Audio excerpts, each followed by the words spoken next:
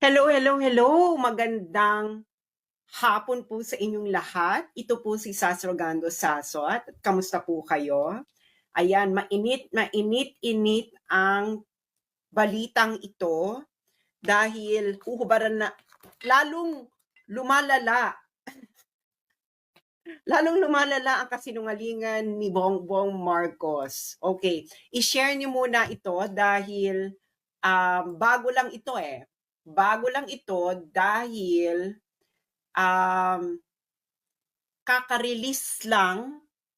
I think this was yesterday. But this is yesterday, The Hague time. Okay, so Netherlands time. So hindi natin to nasubaybayan. Okay?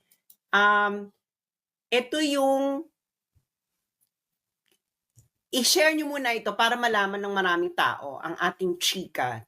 Okay, i-share ninyo ito dahil halata nang nagsisinungaling si Bongbong Marcos, lalong lumalala ang kanyang kasinungalingan dahil may ebidensya. Hindi ito fake news. Kaya Claire Castro, tigilan mo na yung pagsisinungaling mo. Tigilan na sana ni Claire Castro ang kanyang pagsisinungaling at ni Bongbong Marcos. Okay, so sana yung mga sundalo at pulis makinig sa akin dahil niloko kayo ni Bongbong Marcos. Which is what's going to be revealed. And hindi ito fake news because this is based on evidence galing mismo sa ICC. So, i-release nyo ito, i-share nyo na sa inyong mga chat groups, kainuman, kabarkada, kaek-ekan. Ayan, para malaman ninyo kung nakikinig kayo ha. Kung nakikinig kayo yung mga sundalo at pulis, sana nakikinig kayo. Hindi ba? Dahil niloloko na naman tayo ng ating commander in Coca-Cola. Ay, nako. Okay. So, ano ba tong sinasasabihin ko ngayon? Okay. Bibigyan ko muna kayo ng konteksto. Okay. Eto. Naalala nyo tong sinabi ni BBM. Yan. Ang sabi niya, palakihin natin para makita nyo. Okay. Okay. So, ang sabi ni Bongbong Marcos, di ba kasi pinatanong siya, bakit mo sinurrender? Di ba, bakit mo sinurrender? Ang sabi ni Bongbong Marcos, Interpol asked for help and we obliged because we have commitment to the Interpol. We have to fulfill. Okay. If we don't do that, they will no longer help us with other cases involving Filipinos fugitives abroad. Okay. So, ang sabi niya, may request kasi yung Interpol eh. Kaya, sinurrender. So, kaya namin sinurrender kasi may request yung Interpol. Kaya hindi natin to ginawa, baka hindi na tayo tulungan ng Interpol sa mga fugitives abroad. Ganon, hindi ba? Ganon ang eksena ni Bongbong Marcos. Okay. Ano ngayon ang tunay na nangyari? Ano na ngayon ang tunay na nangyari? Siyempre, meron kasing kalalabas lang ito kahapon. Okay, kahapon. To. Straight from the ICC website. Okay.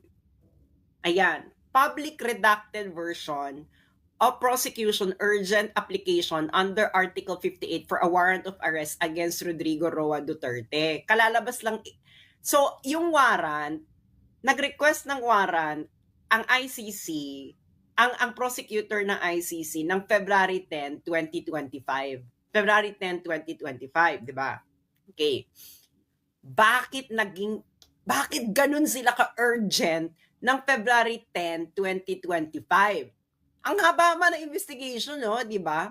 Tapos biglang February 10, saka kayo nag-request ng warrant. Bakit? Bakit ka mo?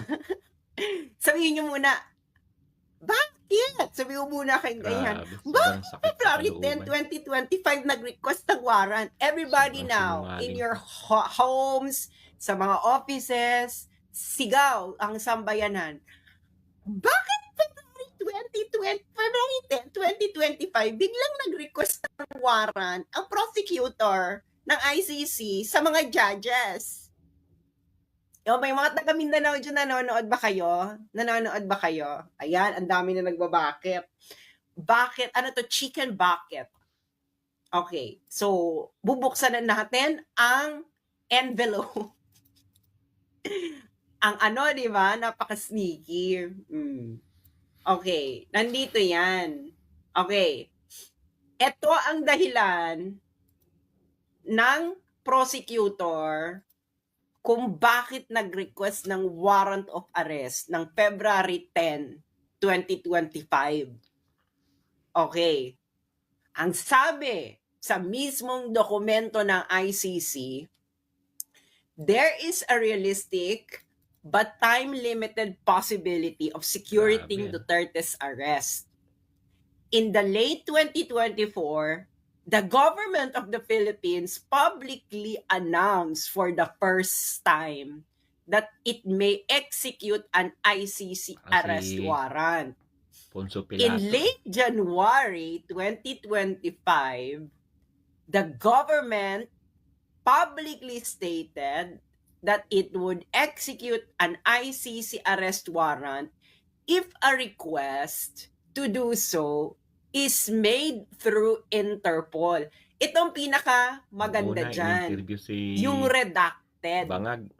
Okay, ibig sabihin po ng redacted, confidential. Okay, 570. Ayan, confidential. Ito yung ano niya, may document confidential. Hindi nila nilagay kung ano. You know what, kung ano ito? In the context of this paragraph, talagang hinahanap it is the government communication to the ICC.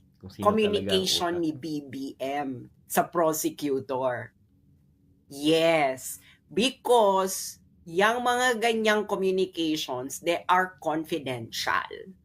Okay? Because they are diplomatic correspondence. Saludo tayo dito kay that's why guys. It is redacted.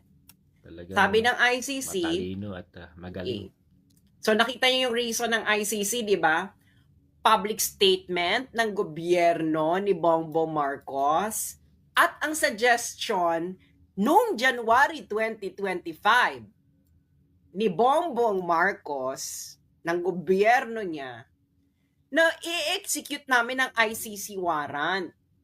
Basta i-request nyo lang via Interpol. Okay. Nagets nyo na. Nagets nyo na mga friends. Nagets nyo na. Kung nagets nyo na, madali namang mag-gets, di ba?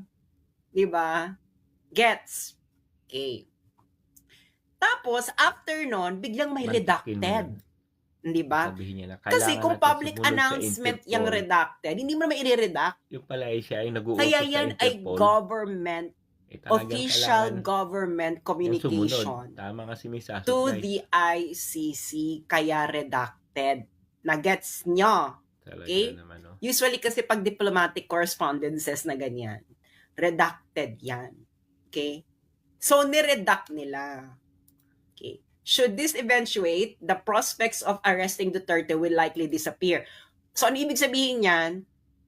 Kung mangyari ito, okay, should this eventuate, the prospect of Duterte will likely disappear. Ano yung dito sa redacted? Ano dito yung sa redacted? Magkatabing sentence eh. Ano dito yung sa redacted? Ang sinabi ng ICC na should this eventuate. Ano yung ibig sabihin nun? Ibig sabihin na should eventuate, kung mangyari ito, ang possibility na ma-arrest natin si Duterte ay mawawala. Okay. At kahihiyan. So may sinabi ang gobyerno ni Bongbong Marcos or anyone, okay, si Bongbong Marcos or whoever, na nandito yan sa redacted. Ngayon nangamba ang ICC doon dito sa nakalagay sa redacted. na kung mangyari yung nakalagay sa redacted, baka hindi na nila ma-arrest si Digong. Ano yung binalaan? Ano yung binalaan nyo sa ICC? Bongbong. Na kung mangyari yon, baka hindi na nila ma-arresto si Digong. Ano yan? Baka matanggal ka sa pwesto? Kaya nangamba ang ICC na kung mawala ka sa pwesto, ay baka hindi na nila maaresto si Duterte. Nagets nyo na. Kaya, isang malaki na namang budolero ang ating commander in Coca-Cola. O, kayo nagbigay eh. O, kayo, February 10, 2025, nag-apply ng warrant urgent. Bakit urgent? Kasi, kaya urgent, dahil nga, dito sa redacted, kung mangyari itong nakalagay dyan sa confidential information, baka hindi na raw maaresto si Digong. Ano kaya yun? Philippine government. So, you are actively nakikipagsabwatan kayo sa ICC. Okay? Yung sinabi mo, Bongbong,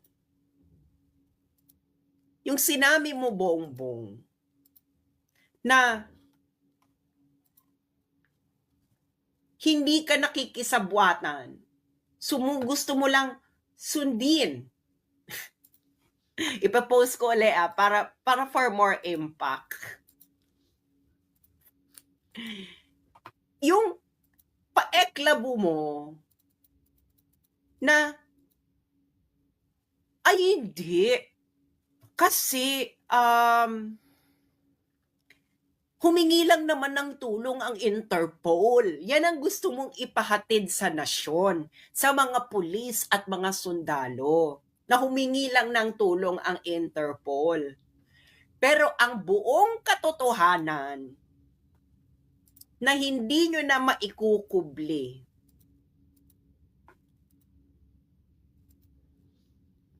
kayo ay actively nakikipagsabwatan sa ICC. Oh, 'di ba? Interested ako dito kasi hindi ito marireveal kasi this is a confidential information. Itong sa redacted, okay? Kasi dahil sa redacted na 'yan sa official government communication sa ICC, nangamba ang ICC, ang prosecutor ng ICC. Nako, kung mangyari yung nakalagay sa redacted, baka hindi na natin maaresto si Duterte. Baka nga, nangangamba sila na baka mawala na sa pwesto si Bongbong. At yun yung nakalagay sa redacted, na maybe there is a possibility na mawawala ka, at kung mawala ka, mawawala na yung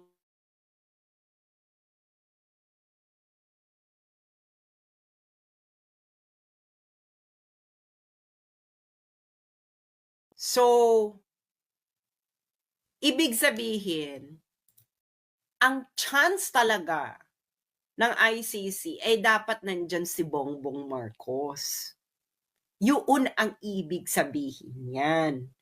Yung sinasabi ni Bongbong Marcos na siya ay hindi sumusunod lang kami sa Interpol. Isa itong malaking kasinungalingan. Sila mismo ang nagsabi sa ICC kung papaano gawin. Ngayon, kaya nila sinuggest na para sa Interpol, ito ay for public communication purposes. Para hindi lumitaw na actively talaga silang nakikipagsabwatan. So, kailangan mo ng middleman. Alam niyo yung gano'ng eksena, 'di ba? Alam niyo 'yan. Alam niyo 'yan. Eh, halintulad ko 'yan, halimbawa nanliligaw ka, tapos nahihiya ka, ta's ang gagawin mo kukuha ka ng middleman, hindi ba, na, "Uy, bigay mo itong sulat ko, sabihin mo, 'wag mo sabihin kung kanino galing." Gano'n. Gano'n bongbong ang nangyari, 'di ba, na parang gano'n, 'di ba, ligaw-ligaw eksena na, "Oh, bigay mo 'tong ano ko, yung" 'di ba kung may crush ka, 'di ba? Kung may crush ka ta's nahihiya ka, ang gagawin mo, kukuha ka ng conduit or ng middleman. Sasabihin mo sa middleman na, "Uy, bigay mo 'to sa kanya pero 'wag mong sasabihin na galing sa'kin." Gano'n. So, ikaw, tigilan niyo na yung pagkukunwari. You actively participated. Kayo ang nagbigay. Kayo ang nagbigay ng way, the best way, 'di ba? O ganito na lang, parang ganito 'yan, eh, ICC, gusto namin gusto na naming mawala si Digong dito sa eksena, okey? Pero ganito gawin natin kasi baka masama sa panlasa kung talagang actively kaming lalabas na ipakukulong namin si Digong, gano'n. Kaya ang sabi ng gobyerno ni Bongbong, i-execute namin ng warrant pero padaanin niyo sa Interpol, gano'n. 'Di ba? Gano'n, 'di ba? Hmm. Oh, gano'n ang nangyari, hindi ba? Kung ano yung sinasabi ni Bongbong, yun din ang nakalagay dito sa ICC document na kaka-release lang kahapon. Na sumusunod lang naman kami sa Interpol. Eh, gago ka ba? Bakit hindi ka susunod? Eh, ikaw nga nag-suggest. Ang gobyerno mo nga ang nag-suggest. Ang gobyerno ni Bongbong Marcos ang nag-suggest sa ICC na padaanin niyo sa Interpol. Ngayon si Bongbong sasabihin niya sa nation, nag-request kasi ang Interpol, eh. Gag. Gagsi. Kaya mo tinupad kaya mo tinupad yung request ng Interpol dahil ikaw ang nag-suggest na padaanin sa Interpol, na 'pag pinadaan sa Interpol, ise-serve ang warrant of arrest. Na-gets yun na yung plot? Nung hindi pa lumalabas ang para siyang twist, 'di ba? Parang twist sa pelikula, 'di ba? Yung parang twist sa pelikula, nung isang araw, ang nakikita pa lang natin statement niya na, "Hindi mga kababayan, nag-request kasi ang Interpol. Eh, alam niyo naman member tayo ng Interpol, kaya kailangan tayong sumunod, otherwise hindi nila tayo pagbibigyan." Eh, biglang may plot twist. Kaya dito kaya alam niyo, napansin ko kay Bongbong, ang pamilyang ito parating may plot twist. Kaya kung ano sasabihin nila, huwag muna kayo maniniwala, hintayin niyo muna yung plot twist. Para siyang ano girl, nanonood ba kayo mga Christopher Nolan films? Yung Inception, Interstellar, yung mga ganyan ba yung mga ano ni Chris Nolan, 'di ba ang hilig ni Christopher Nolan sa plot twist? Parang ganyan ang pelikula ngayon. May plot twist, hindi ba? So, gobyerno mo, Bongbong, ang actively nagsasuggest sa ICC. At ito talaga interested ako dito, eh, sa redacted. Bakit? Kasi kung mangyari yung nakalagay sa redacted, baka daw hindi na nila maaresto si Digong ng ICC. Hindi na most probably hindi na nila maaresto kung mangyari yung sa redacted. Ano ba 'yan? Mawawala ka sa puwesto or wag naman sana or alam niyong may taning na buhay ni Digong. Pero kung alam niyo na may taning yung buhay ni Digong, tapos pinagmadali ninyo, hindi ba parang mas nakakaloka yun? Yung, ay, malapit na mategi, yung matapit na mategi si ano, hulihin nyo na. Saan wag yun? Hindi ba?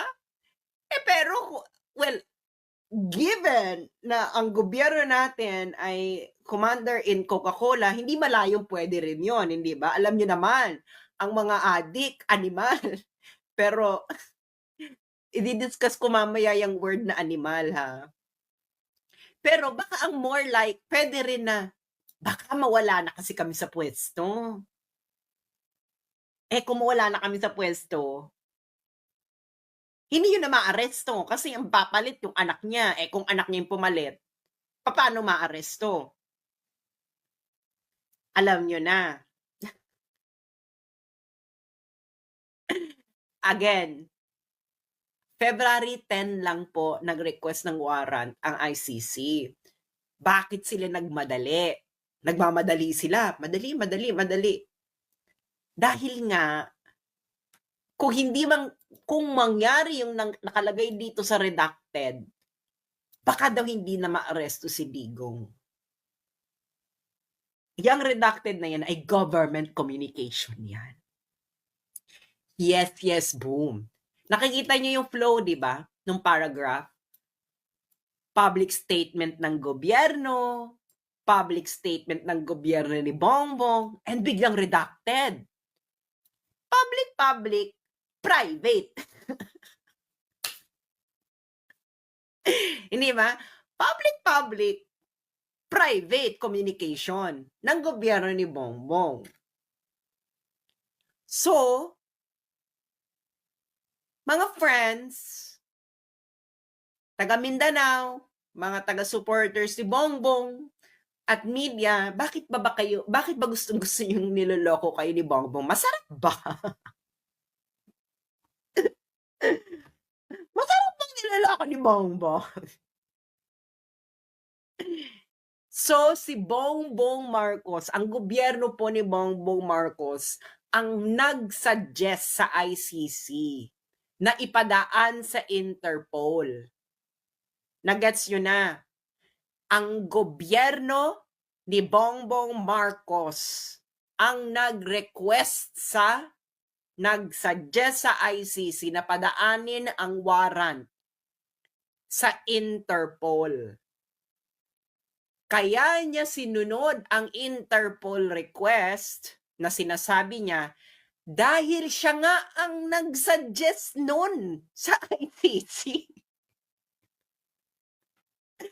At ito ang nakalagay sa dokumento mismo ng ICC. Yang redacted ang pinakamaganda na makuha. Pero hindi natin makukuha kasi confidential information to eh. Unless na meron tayong mga unless meron tayong mga tao sa ICC or alam nyo na, at yung mga friends natin sa DW.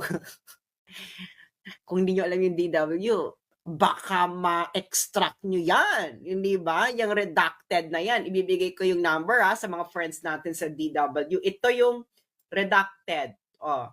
Ito yung document number. PHL OTP 00015372. So, ito yung bongga, di ba? Kung mangyari yung nasa redacted, baka hindi na natin maaresto si Duterte. Dalawang possibilities lang yan. Mawala si Bongbong sa pwesto. Baka may sinabi yung gobyerno na baka kasi wala na kami sa pwesto eh. Kung wala na kami sa pwesto, hindi na maaresto yung si Digong. Kasi anak niya na yung papalit. Ganon. Or pwede ring, wag na kayong umangat, pwede rin na sabihin nila na may nakita kami information na baka malapit ng mategi si Digong kasi sa health. So, kung ganon, kung mawala na siya, hindi na maaresto. So, dalawang lang yan. Dalawa lang version lang yan kung bakit hindi nila maaresto si Digong. Mawala si Bongbong sa pwesto at ang pumalit na si Sara. Or, si Digong ay mamaalam na. Baka because of health, ganyan. Hindi ba? In both scenarios, we can associate with the commander in Coca-Cola. Naka-Coca-Cola yan. Hindi ba? Ikaw kasi Digong. Alam niyo kung bakit? Galit talaga ang adik kay Digong. Ganun lang kasimple yun. So, ganyan yan. Okay? Gobyerno ni Bongbong Marcos talaga ang nag-suggest sa ICC na padaanin sa Interpol. Para nga naman, pag nagsalita sila in public, hugas kamay, hindi ba? Pontius Pilate na, hoy ha, wala kaming kinalaman dyan. Nag-request lang naman ng Interpol. Nandito sa dokumento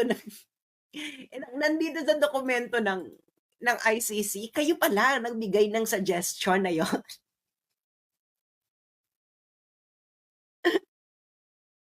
Di ba? Hoy ha, mga kababayan. Mga kababayan, hindi kami nag-surrender, nag-request lang ang Interpol.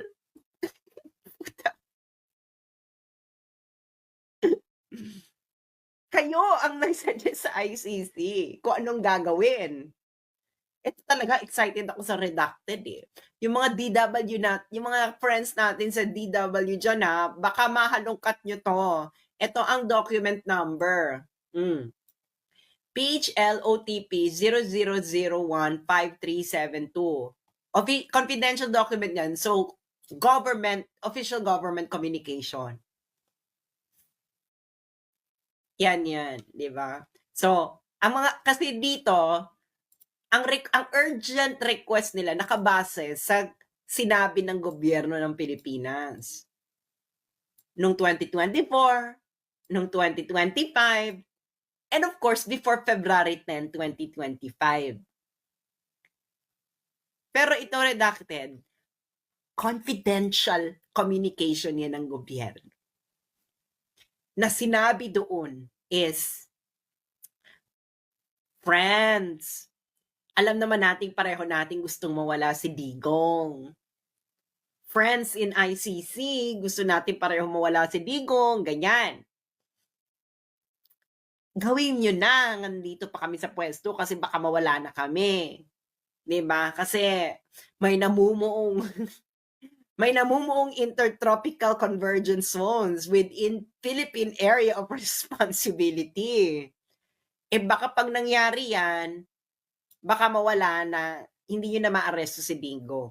Or pwede ring, palagi siguro ito mangyari kasi mas madaling maaresto nila si Digong. Pwede rin siguro kung magkaroon ng gera boom boom. Mas madali kasi maaresto si Digong kung may gera boom boom kasi martial law yun eh. State of emergency yun. Di mas madaling maaresto. Nandun ka pa rin. So malamang dalawa yung dahilan kung bakit pinagmamadali. Either baka malapit ng mategi boom boom si PRRD kasi nga matanda na. Let's just admit it. Baka may nalaman silang ganon. Or baka nangangamba sila na mawala sila sa pwesto, yung sina Bongbong. Siyempre, nagpanik ang ICC kung ano man yung nakalagay sa redacted. Shit, kung mawala na si Bongbong, hindi na natin makukuha yan si Digong kasi anak niya na yung papalit. Or, naku, kung mategi na si Digong, hindi na natin makukuha yan. Wala na tayong pang press release na meron pa palang silbi ang ICC. Ganyan. Kasi friends, ngayon, nanganganib ngayon ang ICC kung may silbi pa siya. Hindi ba? So talagang the stars aligned, the stars of the ICC and Bongbong Marcos aligned. Alam nyo na, yung isa, Bongbong, tanggalin na yan dito si Digong. Ipa-ICC na natin. Yun ang best way kay Digong na tanggalin si Digong. Well, there are two things that Digong want to do. pwede niyang ininoy si PRRD or let the ICC handle the problem. Ganon. Nagigets ninyo? Ngayon, ano ni Bongbong, let's ICC handle the problem. O, sabihin natin, aarestuhin natin, pero padaanin nila sa Interpol. Ganyan. So, ngayon, ano kayo ngayon? Sumunod lang sa request ng ICC? Sumunod nga kayo kasi yun nga yung suggestion nyo. Hindi ba? Okay, so basahin natin ang ibang nilalaman nitong reason ng ICC prosecutor kung bakit sila humihiling na warrant. O ito. Third, ito yung mga dahilan nila ng kanilang Third, during his presidential campaign, Duterte announced his intention to implement the common plan nationwide if elected. Yung common plan na ito yung common plan on how to eradicate the drug problem. Promising to eradicate criminality within 6 months by emerald criminals, Duterte and his co-perpetrators prepared and coordinated so as to immediately ready for this eventuality. Such that on the very same day, Duterte appointed co-perpetrator, I think this is De La Rosa. So, De La Rosa, you might be next. In advance of his inauguration, told redacted, this is De La Rosa. Okay. Now,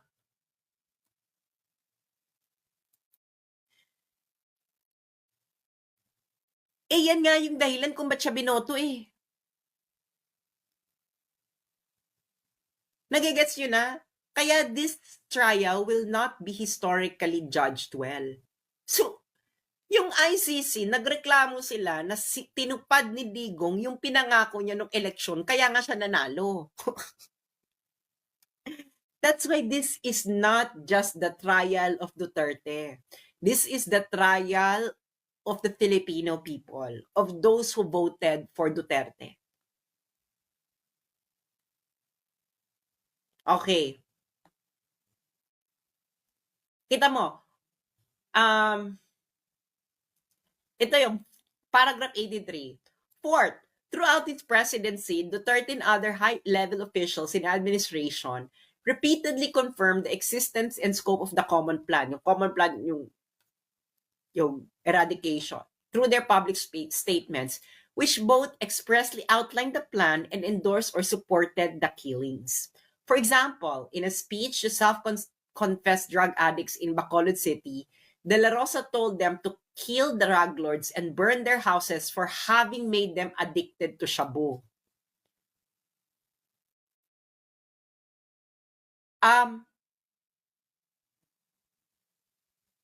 Grabe yung humanity ng mga drug lords. Friends. Naawa ako sa mga drug lords sa sinabi na to ni De La Rosa. Senator, ikaw pala mali eh. Oh, ito pa, ano pala yan? Crimes against humanity. Oh. Yung sinabi mo pala, De La Rosa, is crimes against humanity. Oh. Yung sinabi ni De La Rosa, isa ito sa mga basihan ng crimes against humanity, Emerald. Yung kill drug lords and burn their houses for having made them addicted to shabu.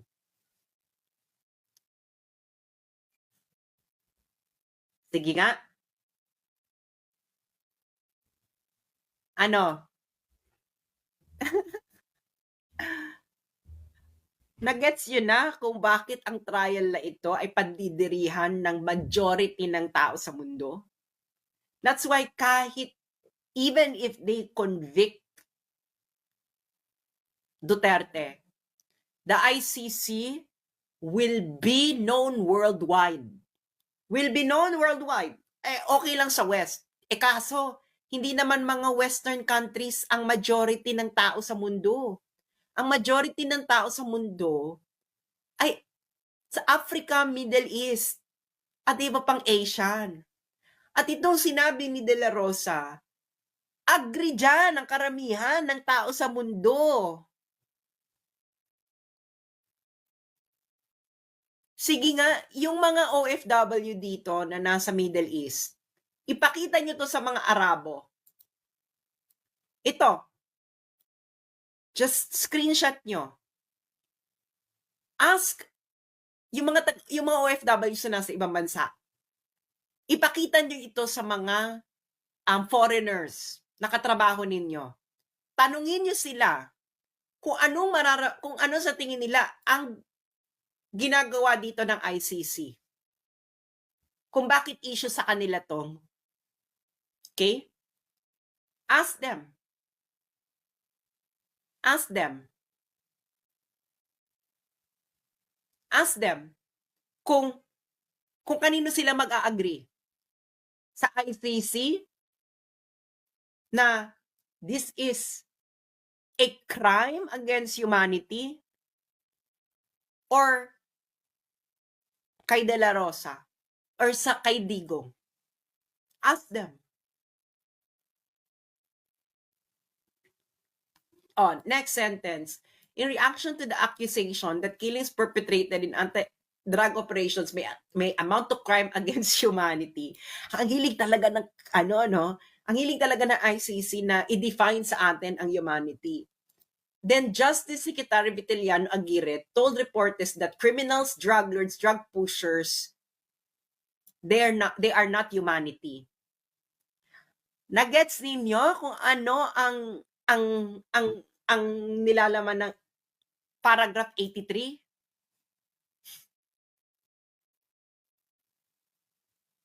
Diba? Nagets ninyo itong paragraph 83? Yan ay nandidiri ang ICC sa ginawang ito. Dito sa nakalagay sa paragraph 83. Anong nakalagay dito? Drug lords, drug pushers, criminals. Para sa ICC, yun ang humanity.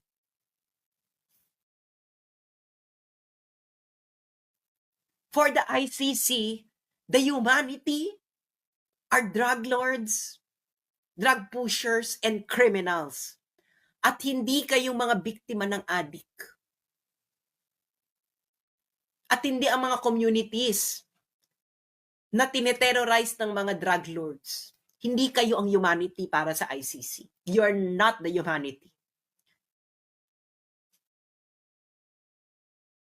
The victims of drug pushers, drug lords, and criminals are totally not considered by ICC. You are not part of humanity.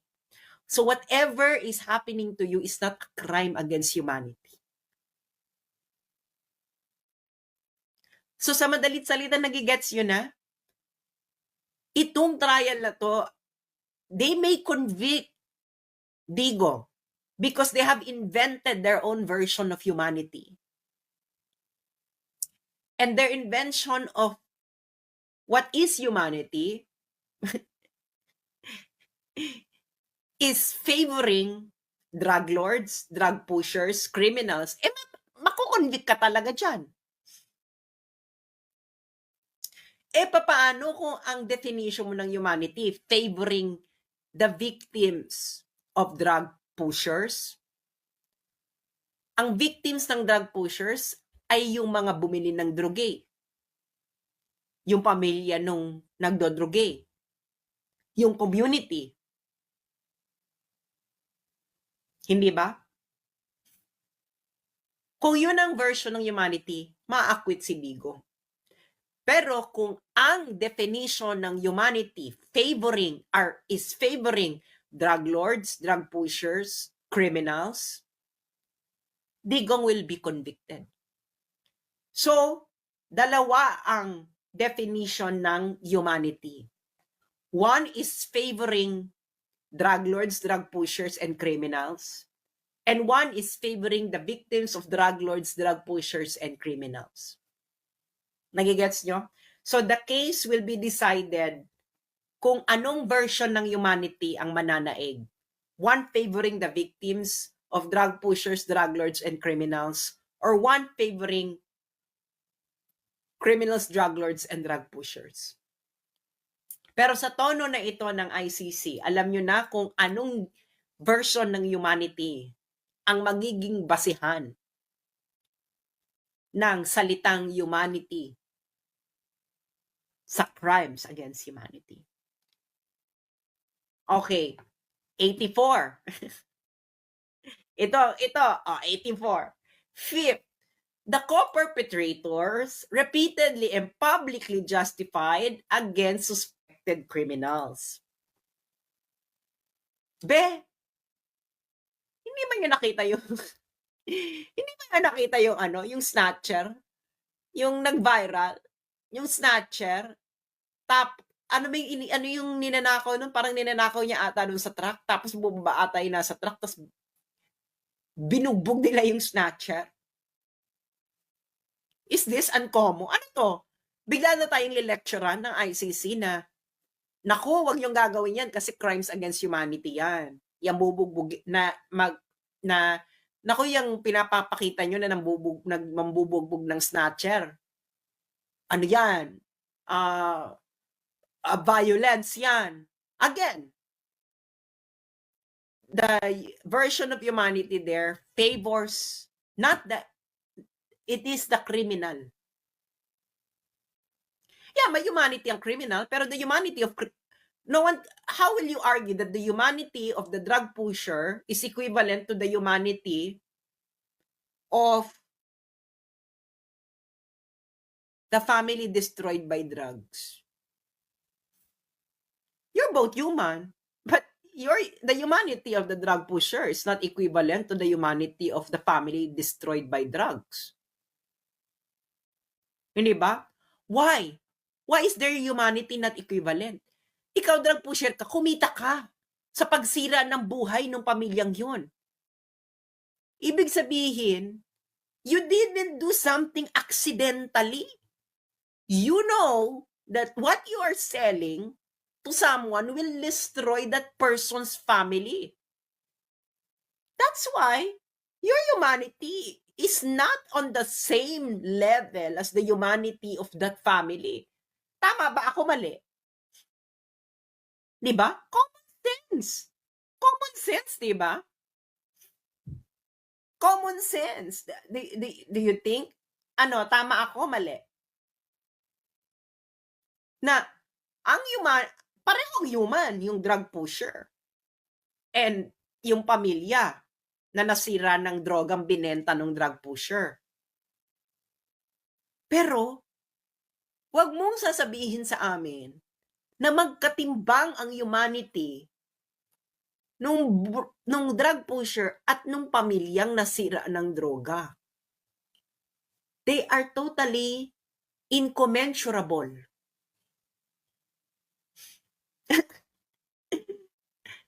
Maniniwala lang kami sa inyo na magkatimbang ang humanity ng drug pusher at nung pamilyang nasira ng droga kung ang ICC ay mag-request ng witnesses from the families destroyed by drugs. Kung wala yan, then you know now kung anong version ng humanity ang basihan ng crimes against humanity ng ICC. Gets you na? Okay, tuloy natin. So Duterte asserted that drug dealers were destroying our children, linked drug personalities to violent crime, often rape, and said that shabu shrinks the brain such that users cannot be rehabilitated. Okay. Sinong pamilya ang hindi magsasabi nito na sinong tatay? Anyone? Any magulang na hindi jojombagin yung nagbenta ng droga dun sa anak nila? Sino? Taas nyo ang kamay nyo na hindi nyo jojombagin yung nagbenta ng droga sa anak ninyo. Sino? Meron dito? Meron? Sa inyong mga pulis at sundalong nakikinig sa akin ngayon, meron sa inyo? Sino sa inyo na nakikinig sa akin, mga pulis at sundalo, makinig kayo. Anyone among you na hindi nyo jujombagin ang drug pusher na nagbenta ng droga sa anak ninyo? Or barkada ng anak ninyo na pinajaming ang anak ninyo sa droga? Hindi nyo bubugbugin? Wala? Hindi nyo jujombagin? Sino? Mag-ano tayo, survey. Ilan sa Pilipino ang hindi jujombagin ang underkabarkada ng anak nila na inidyok na magdruge ang anak nila or pusher na nagbenta ng droga sa anak nila? Ilan? Ilan sa inyo? Ay, yung iba nga dyan talaga, hindi lang jombag eh. Aminin nyo yan. Ilan? Wala. Sino?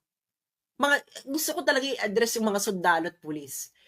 Ilan sa inyo, mga sundalo at pulis, na hindi nyo jujombagin, na hindi nyo malang kukwelyuhan? Hindi nyo malang pipingutin? Hindi man lang kayo makakasapak?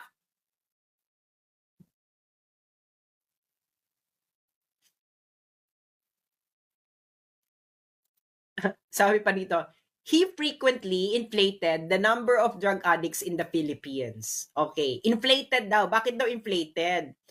Kasi daw, sa survey naman daw kasi ng Dangerous Drug Board, 1.8 million drug users lang naman daw ang sa Philippines. Pero sabi daw ni Duterte, 3 or 4 million. Does it make a difference if the number of drug users are 1.8 million or 3 or 4 million? 1.8 million means that it is already a monstrous epidemic. Yung COVID nga, ilan lang yung na-infect sa Pilipinas.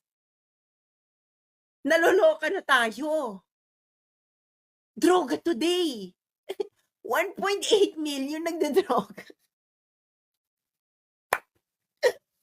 Nagiget yun na yung kahukangan nito? Ha? Okay. Explain ko sa inyo Explain ko sa inyo. Nung COVID, wala pang 1.8 million. Naloka na tayo. 'Di ba? O isarado lahat, 'di ba? O ikulong lahat sa bahay, ganyan. Yung may COVID, kung may COVID ka, hindi ka naman nagiging violente, baka kahawa ka lang, hindi ba? Ganyan. Pero ikaw may 1.8 million ka na Jody, hindi issue yan sa'yo. Violent naman talaga ang mga nagsha-shops. So may this is at least 1.8 million. Hindi ba? At yung ICC judges pa, halatang walang alam sa math. Ang survey na yan, may confidence interval. So, inflated kasi sa survey, 1.8 million. Gagdi ka ba? At least 1.8 million yung umamin.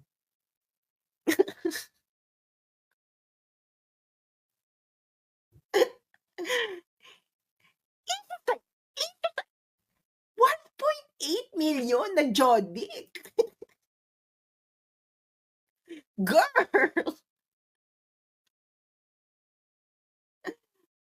1.8 million. That's like, kung sabihin natin yan, half niyan ay pamilya, ay one Jodic per family. Yan.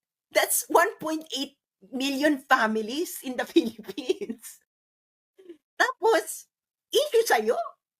Issue sa ICC na hindi in-inflate niya, hindi naman 3 or 4 million, 1.8 lang.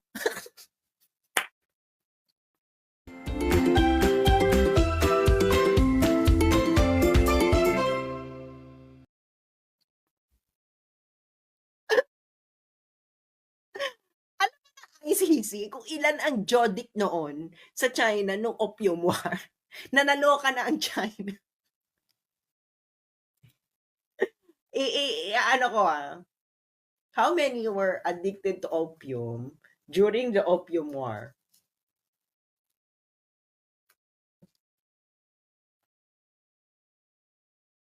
Okay.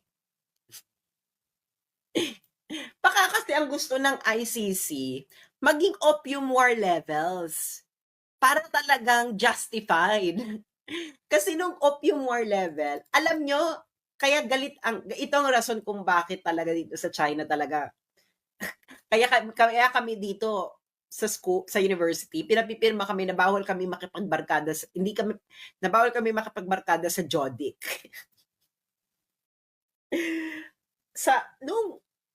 Eto 30%. So 30% ng population no, ng China na Jodic sa opium. Kaya nalok ang China. At alam niyo kung sino ang nagbebenta ng opium no sa China? Dahil nga lucrative 90 million Jodic, hindi ba? Lucrative. Ilan ba yung 1.8 million? Ilan ang population natin noong 2016? 2016 population, Philippines. 1.6. Okay. 1.8. Di ba?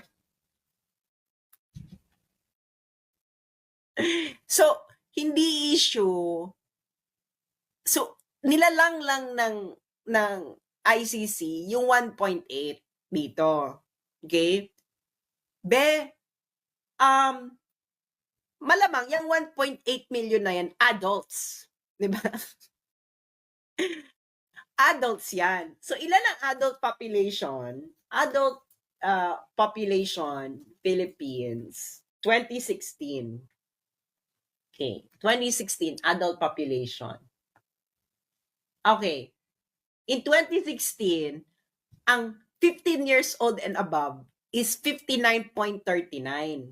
Okay, so 1.8 divide 59.39. 3% of your population, 3% of your population are addicted to drugs of your adult population. 3%. So, sabi ko nga sa inyo, nung Opium War, 30% na ng population ng China addicted sa opium dahil at ang mga nagbebenta diyan yung ninuno ni Roosevelt, ang mga Briton, kasi lucrative. So, umabot na ng 30%. Siyempre, naloka ang China. Nakakaloka. Yung mga tao hindi na nagtatrabaho, ganyan. Kasi opium. So, nagkaroon ng gera boom boom. At ang gera boom boom na yun talaga ang kauna-unahang war on drugs. Yung war on drugs na yun, na involved, is yung bansa nung ICC prosecutor. Di ba yung ICC prosecutor, si Karim Khan. Si Karim Khan ay taga-UK. Si Karim Khan ay Briton. Ay UK. Kaya galit talaga yan sa war on drugs. Natalo sila kasi ginera nga nila yung China noon para sa droga. Dehado ka talaga dyan, digong.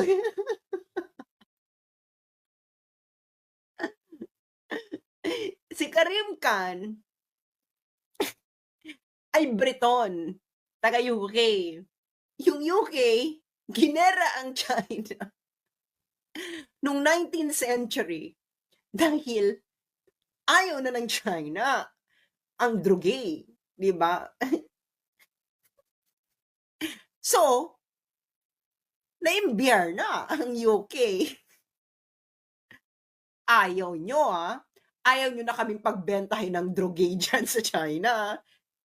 Ginera ng UK ang China. Mahina ang China. Paano ka hindi magiging mahina? 30% ng population mo naka-opium. Alam niyo yung opium? Kung ano nangyayari ngayon sa US, yung yung parang zombie-zombie, gano'n. So, can you imagine 30% ng population mo is parang zombie-zombie na? Matatalo ka talaga sa giyera. 'Di ba? Natalo sa giyera ang China. Yun talaga ang original war on drugs na ni-launch ng actually hindi yun ang war on drugs, that is war for drugs na ginawa ng UK na bansa nung ICC prosecutor. Okay. So ngayon, natalo, 'di ba?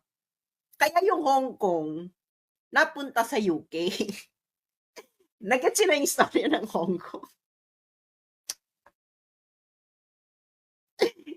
Natalo dahil sa war for drugs ng UK laban sa China.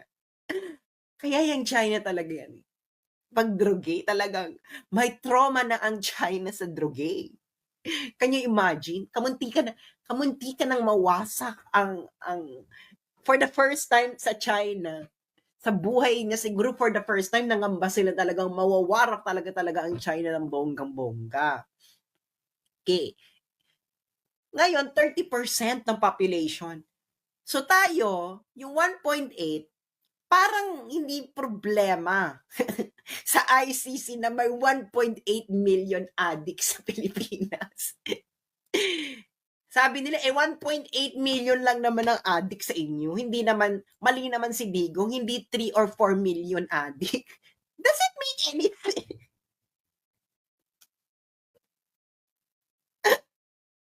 Yung COVID nga, hindi, yung COVID nga, tinanggalan na natin ng lahat ng, ang dami nating karapatan na sinurrender. Ilan lang, kahit ilan pa lang may COVID dun sa atin. Tapos ito, 1.8 million lang naman ng Jodic sa inyo. Bakit naman kayo naninikil ng karapatan?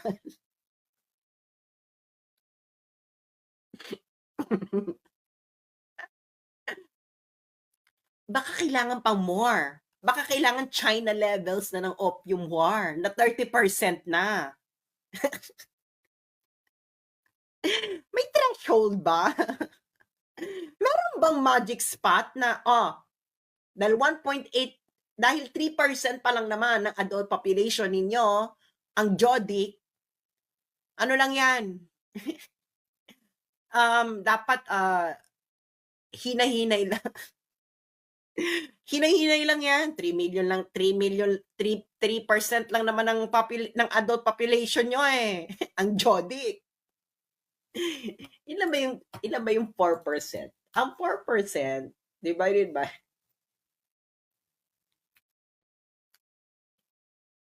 ang 4% is 7.9. Bex, 3% yung 1.8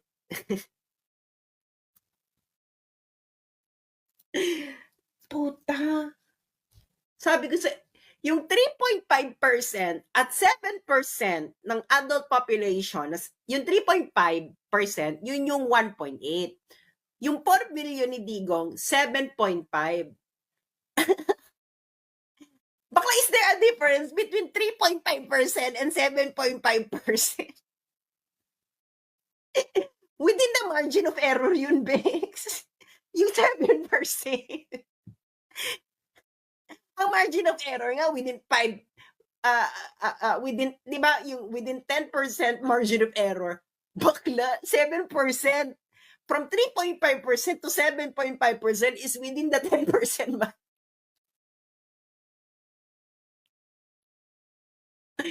That's why I'm telling you, the ICC will be known all over the world as defending the humanity of drug pushers, drug lords, and drug addicts. And outside Western countries, where drugs are wreaking havoc in society, this will not be taken well. Will not be taken well. I'm guaranteeing you. Okay, next. Duterte frequently inflated the number of drug addicts in the Philippines. Yun na nga. Ano yung pinagkaiba ng 3.5% of adult population and 7.8? Kasi yung 4 million ni Digong, that's 7.8% ng adult population in 2016. Yung 1.8, 3.5. 3.5% and 7.8% are not different.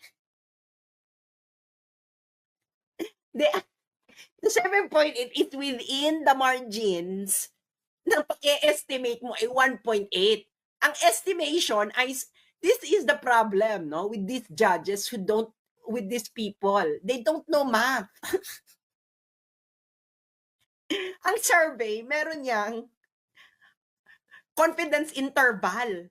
Yang 1.8, that's point estimation based on the confidence interval. Okay. Ang point estimation, that is the mean of the confidence interval. Ang ibig sabihin ng confidence interval, may lower boundary and upper boundary. Kung yan ang 1.8 ay mean ng confidence interval, middle ng confidence interval, ano sa tingin ninyo yung upper boundary ng confidence interval kung 1.8 ay middle? Bakla, edi 3 and 4 million.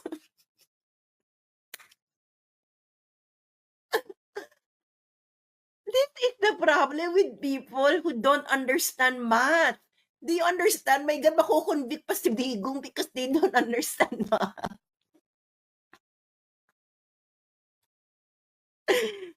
Oh, yung may alam dito sa math, di ba?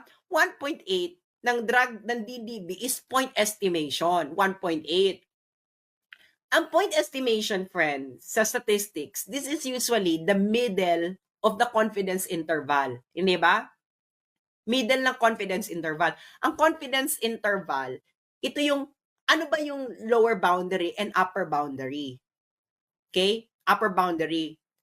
So, ang sinungaling dito ng ICC, hindi nila sinabi kung ano yung confidence interval nung 1.8. Because 1.8 is not the true number of addictus benedictus.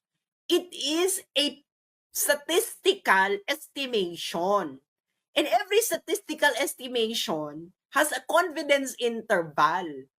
Okay? The confidence interval would say the true number of addicts will be within this boundary. Okay, it's either exacto dun sa lower boundary, it's any value within that, the upper boundary and lower boundary. So yung 1.8, that is the middle. Most probably, kasi ganun usually, ang point estimation, usually it's in the middle. So, anong upper boundary ng 1.8?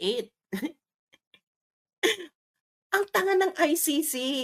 Hindi po binibilang ang addictus to, wala pong census ang addictus.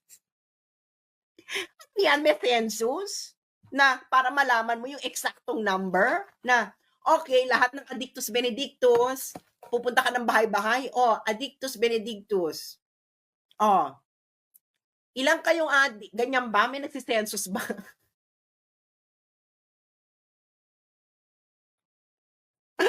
That's why I'm telling you, ICC will be tagged in history for this case as defending drug pushers, drug addicts, and drug lords. This will not be taken well by a lot of countries. At baka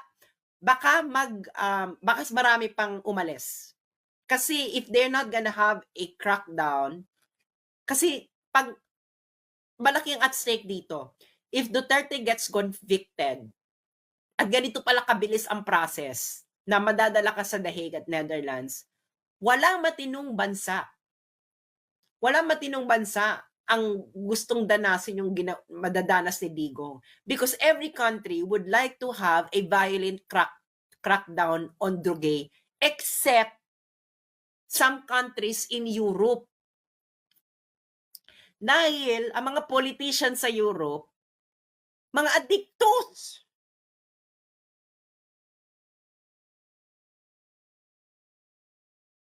Marami diyan addictos. Tingnan nyo yung sa UK.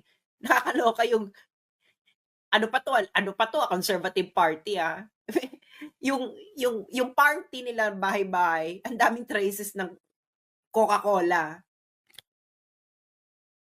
Saka yung, maraming addictus.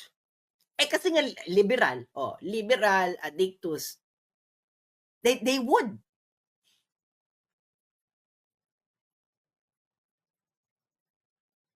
Okay. Sabi dito, he frequently inflated the number of drug addicts in the Philippines and referred to drug users and dealers as animals in apparent attempts to dehumanize them. Nagigets yun na. Itong ICC prosecutor na to, ang sinabi dyan, hindi niya alam kung ano ang ibig sabihin sa Pilipinas pag tinawag nating animal ang isang tao. So ngayon, friends, ang kultura natin ngayon, bawal na tayong tumawag ng animal. Dahil nga, ano daw to, crimes against humanity. Nagigets yun na. Crimes against humanity na yan. Magiging ano na yan, ebidensya na yan for crimes against humanity. So kung may nanloko sa ina jowa mo, wag mo tatawaging animal. yung mga magulang nga natin, mula pagkabata natin, pag may ginagawa tayong kapilyon, tinatawag tayong animal ka. Animal. Ito na naman. The co-perpetrators employed words and imagery encouraging aggressions and violence against alleged criminals, conveying a message to law enforcement personnel and the public that alleged criminals would be and deserve to be killed. Sino po dito ang hindi naniniwala na ang mga kriminal doesn't deserve to be tegi boom boom? I swear, kung nabiktima ka ng kriminal, talagang